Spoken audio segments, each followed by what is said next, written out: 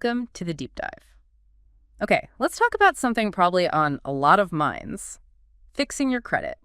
You're likely wondering, just how long does this whole credit repair thing really take? Yeah, that's the million-dollar question, isn't it? It is, and you hope it's fast, maybe just a few weeks, a month or two. Everyone hopes for that quick fix, definitely. Yeah. But the reality is, it's usually more complex. It's not really a sprint. So our mission today is to kind of unpack that timeline, set some realistic expectations. Exactly. Because there isn't one single answer like, oh yeah, 3 months, you're golden. Right. It depends heavily on several factors specific to, well, your credit report. Okay, so no magic bullet. Let's break down those factors. What's the first thing that really determines the timeline? So the biggest one, I'd say, is the nature and severity of the negative items. Okay, what do you mean by nature and severity? Well, basically, what is the negative mark? Is it a single late payment from like a year ago? Or is it something more serious? Like collections. Or worse. What? Exactly. Multiple collections, charge-offs, repossessions, or even bankruptcy. Those are much heavier hitters. And they take longer to deal with, presumably. Generally, yes. They often involve more complicated dispute processes, or they simply stay on your report and impact your score for a longer period by law. Like a bankruptcy, depending on the type, can stick around for 7 or even 10 years. Wow, okay. So that's a huge factor. What comes next after the type of bad mark? The next logical thing is simply the number of negative items. Ah, the quantity. Makes sense. Yeah. I mean, think about it. Tackling 1 or 2 disputes is obviously going to be a bit quicker, generally speaking, than if you've got, say, 10 or 12 different issues you need to address. Right, especially if they're spread across all 3 credit bureaus. Precisely. More items just mean more paperwork, more tracking, more potential back and forth. It just adds layers to the process. Okay, so type and quantity. What about if you look at your report and think, hang on, this isn't even accurate? How does the accuracy of the information play into this? That's a really key point, and it can sometimes speed things up. Oh, how so? Well, if you find a genuine mistake, something that's just flat out wrong, and you dispute it, the credit bureau has to investigate. They reach out to the company that reported it, the data furnisher. Like the bank or collection agency? Exactly. Yeah.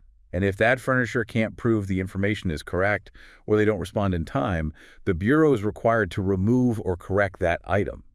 So finding actual errors could lead to a quicker win, potentially? Potentially, yes. But on the flip side, if the negative information is accurate, even if you don't like it, well, that's different. Then what? You're stuck. Not necessarily stuck, but the approach changes. You might still dispute if you think the reporting isn't fair or complete, but removing factually accurate negative information is much harder. Or it might involve negotiating with the creditor, which takes time. I see. So accuracy is a big fork in the road for the timeline. Now, you mentioned the bureaus investigating and talking to furnishers. How much does their speed, the responsiveness of these involved parties, affect things? It certainly plays a role. Illegally, the credit bureaus generally have about 30, sometimes up to 45 days after they get your dispute to investigate. Okay, that sounds fairly standard. It is, but remember, they rely on those data furnishers, the original creditors or collection agencies, to verify the information. And sometimes those furnishers can be slow to respond, or the communication just takes time. So while there's a deadline for the bureaus, delays can happen within that process that are sort of outside your direct control. Right. It's not just you and the bureau. There are other players involved. Exactly. It's a bit of a chain reaction. Okay, that makes sense.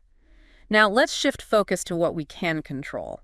How important are someone's current financial habits during this whole repair process? Oh, this is absolutely critical. Hugely important. It's something you have direct power over right now. Your financial behavior while you're trying to fix past issues is paramount. Making consistent on-time payments on all your current open accounts, keeping your credit utilization low, not maxing out your credit cards. So basically proving you're responsible now. Precisely. Think of it like this. You're cleaning up the past messes, yes, but you're also building a positive track record for the future at the same time. Right. It's like repairing and building simultaneously. Exactly. And that positive activity helps your score recover. It demonstrates good habits and can help offset the impact of those older negative marks more quickly. Okay, that's a really encouraging point. Focusing on the present helps fix the past in a way. It absolutely does. Don't underestimate the power of positive payment history. So bringing all these factors together, the type, number, accuracy, responsiveness, and our own habits, Can we put any kind of general time frame on this? What's realistic? Okay, realistic ranges, keeping in mind it really varies. For, let's say, simpler cases, maybe just a couple of clear errors you're disputing. You might start seeing some positive movement, some initial results, maybe in 2 to 3 months. Okay, that's the quicker end. That's the quicker end, yeah. But for more complex situations, maybe you have multiple negative items, some accurate, some not, and you're also working hard on building new positive credit. Then you should probably be thinking more realistically in terms of 6 to 12 months, and sometimes, honestly, even longer. Longer, like for really tough stuff. Yeah, especially if you're dealing with the aftermath of something major, like a bankruptcy, which has that long reporting period we talked about, or if you have many items to dispute and rebuild from. Credit repair is, it's often more of a marathon, not a sprint. Marathon, not a sprint. Got it. Patience is key. Patience and persistence, absolutely. Now, this can all sound a bit daunting, managing disputes, tracking everything, building new credit. For someone listening who feels maybe a little overwhelmed, how can something like, say, a platform like Cool Credit help manage all this? Does it impact the timeline? That's a great question.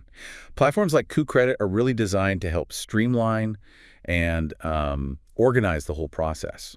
And by doing that, yes, they can indirectly help with the timeline. How specifically? Well, a few ways. First, using technology like AI can help quickly scan your reports from all 3 bureaus to pinpoint potential errors or areas to focus on.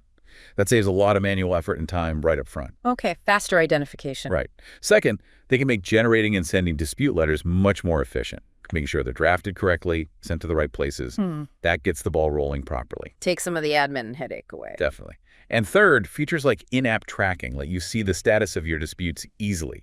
You know, where things stand within those like 30 to 45-day investigation periods without having to constantly call or mail things yourself. So it's really about efficiency and organization. A big part of it, yes. Plus, good platforms often include credit monitoring. That means you get alerted faster to changes on your report, maybe when a dispute is resolved or a new positive account shows up. That allows you to react quicker. And I think you mentioned building positive history, too. Yes. Some platforms, like Cool Credit, have features that help you build positive credit. For instance, reporting things like subscription payments that normally don't count towards your score. Ah, so that's tackling the building part we talked about earlier. Exactly.